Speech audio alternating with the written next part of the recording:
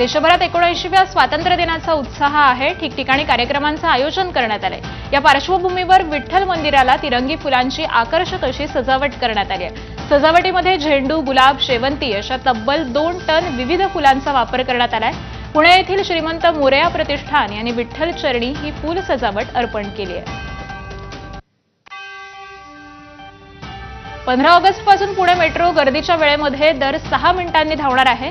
सध्या 7 मिनिटांनी असणारी ही सेवा 1 मिनिटाने कमी करणार असून विना गर्दीच्या वेळी दर 10 मिनिटांनी ट्रेन धावेल। सध्या सुरू असलेल्या 490 फेऱ्यांमध्ये आणखी 64 फेऱ्यांची वाढ करण्यात आली आहे। या बदलामुळे प्रवाशांना गर्दीचा त्रास हा कमी होणार आहे। विधान भवनातील मारहाणी प्रकरणी हक्कभंग समिती ऍक्शन मोडवर आली आहे। पुन्हा मारहाणीचे प्रकार घडू नये म्हणून लवकर दोषींवर कारवाई व्हावी अशी हक्कभंग समितीची भूमिका असल्याची माहिती सूत्रांनी दिली आहे। ऋषिकेश टकले आणि नितीन देशमुखांचे जबाब समिती नोंदवणार असून गोपीचंद पडळकर आणि जितेंद्र आव्हाडांची भूमिका ही समिती जाणून घेणार आहे। राज्य शासनाने 1 एप्रिल 2019 पूर्वी नोंदणी केलेल्या वाहनांना उच्च सुरक्षा नोंदणी क्रमांकाची पाटी बसवण्याबाबतचा निर्णय घेतलाय।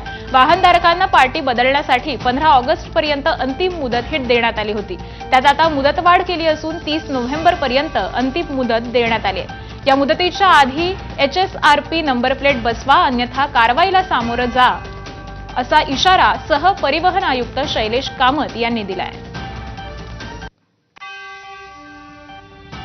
नागपुरात एकीकडे विद्यार्थ्यांच्या बाईक स्टंटचा व्हिडिओ व्हायरल होत असताना सावनेरचे आमदार आशिष देशमुख यांचा बाईक स्टंट आणि विना हेल्मेट व्हिडिओ हा व्हायरल होतोय। हर घर तिरंगा यात्रेदरम्यान आशिष देशमुख यांनी विना हेल्मेट बाईक चालवत असल्याचा हा व्हिडिओ आहे। दरम्यान स्टंटबाजी करणाऱ्या आशिष देशमुखांना वाहतूक पोलिसांनी दंड ठोठावलाय। हेल्मेट न घालत बाईक चालवणं आणि वाहतुकीच्या नियमांचं उल्लंघन केल्याप्रकरणी 2,500 रुपयांचा दंड हा ठोठावण्यात आलाय।